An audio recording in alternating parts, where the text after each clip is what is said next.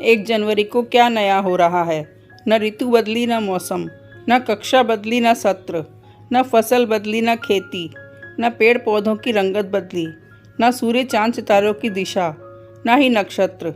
1 जनवरी आने से पहले ही सब नव वर्ष की बधाई देने लगते हैं, मानो कितना बड़ा पर्व हो। नया केवल एक दिन ही नहीं, कुछ तो नई अनुभूति होनी ही चाहिए। आखिर हमारा देश त्योहारों का देश है। अंग्रेजी वर्ष का नया साल 1 जनवरी को और भारतीय नव वर्ष चैत्र शुक्ल प्रतिपदा को मनाया जाता है। आइए देखते हैं दोनों का तुलनात्मक अंतर। प्रकृति। 1 जनवरी को कोई अंतर नहीं, जैसा दिसंबर वैसी जनवरी।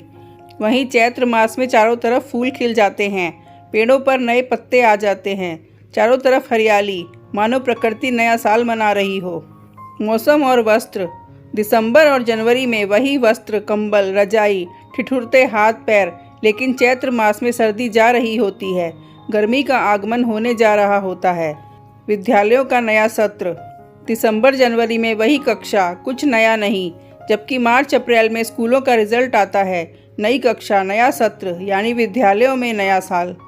नया वित्तीय वर्ष। दिसंबर जनवरी में कोई खातों की क्लोजिंग नहीं होती, जबकि 31 मार्च को बैंकों की क्लोजिंग होती है, नए बही खाते खोले जाते हैं, सरकार का भी नया सत्र शुरू होता है। कैलेंडर। जनवरी में नया कैलेंडर आता है, चैत्र में नया पंचांग आता है, उसी से सभी भारतीय पर्व, विवाह और अन्य मुहूर्त देखे जाते हैं। इसके बिना हिंदू समाज जीवन की कल्पना भी नहीं कर सकता। इतना महत्वपूर्ण है ये कैलेंडर, यानी पंचांग। किसानों का नया साल। दिसंबर जनवरी में खेतों में वही फसल होती है, जबकि मार्च अप्रैल में फसल कटती है, नया अनाज घर में आता है, तो किसानों का नया वर्ष और उत्साह। पर्व मनाने की विधि। 31 दिसंबर की रात नए साल के स्वागत के लिए लोग जमकर शराब पीते हैं, हंगामा करते हैं।